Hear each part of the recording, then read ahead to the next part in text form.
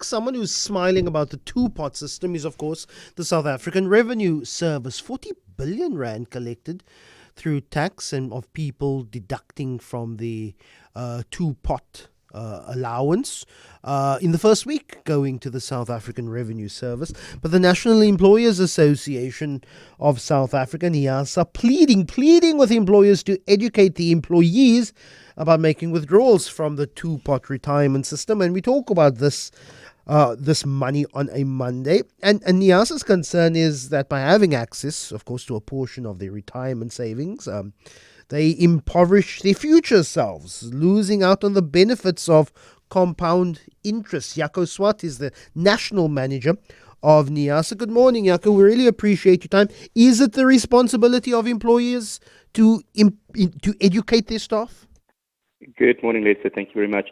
Yeah, well, it's probably not their responsibility, but it's morally probably the right thing to do. We live in an economy where people are already battling. The cost of living is outstripping wage increases, and only about 6% of South Africans currently are able to retire independently. So by stripping your savings from your retirement fund on an annual basis is just going to exacerbate that problem going forward. So in the future, that's going to place an additional burden on families and on the government, who already need to pay pension to a lot of people. So it's going to create a problem downstream if we do not educate people about the realities of this and the consequences of withdrawing these savings. Education.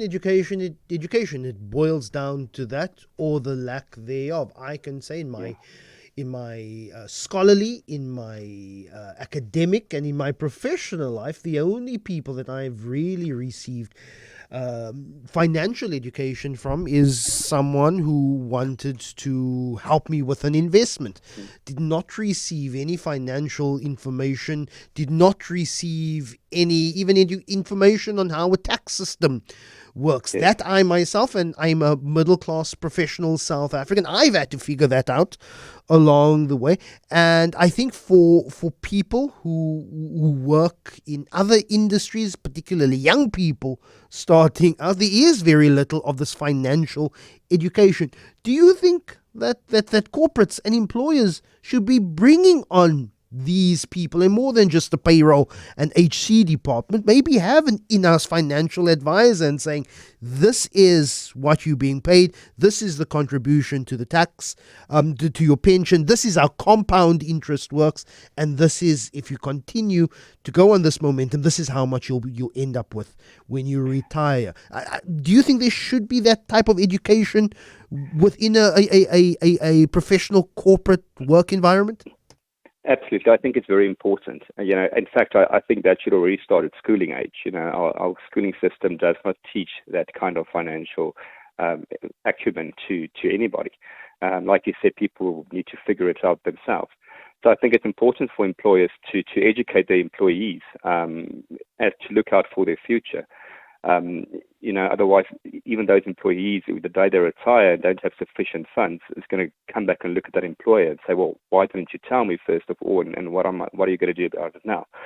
So, I think it's very important to educate people, and particularly also on this two-pot system in terms of tax implications.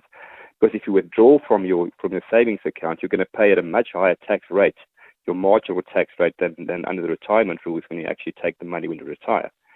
So that is something that's very important, needs to be stated to employees. Jaco, households are stressed. We are struggling under household debt. The cost of living is so expensive. There could very much be an argument from some employers, a comeback that says, well, we have no choice to dip in. We need to be paid more by our employers to help deal with this crippling cost of living in South Africa. Yeah. That is understandable. Unfortunately, employers are also hampered by economic growth. Our country is not growing. Our economy is not growing. We can't compete with countries abroad. So it's very difficult. Unfortunately, our wages versus our productivity and our income has outstripped it. So, employers in general like to pay employees, and if they do well, they normally do pay employees. But it's also a skills issue. Our education system is among the worst in the world. And that's an issue as well. We don't have many highly skilled, highly paid employees. Unfortunately, most of our employees are low skilled employees. So we're not a first world, we're not a high income economy, we're not a skilled economy. And that creates a massive problem as well. Before I let you go, Jaco, I'd like your response from the story that came out with the pension funds adjudicator saying they've only received a trickle of reports now of the last 16 days since the two-pot system has been in place. But last year they dealt with the issue.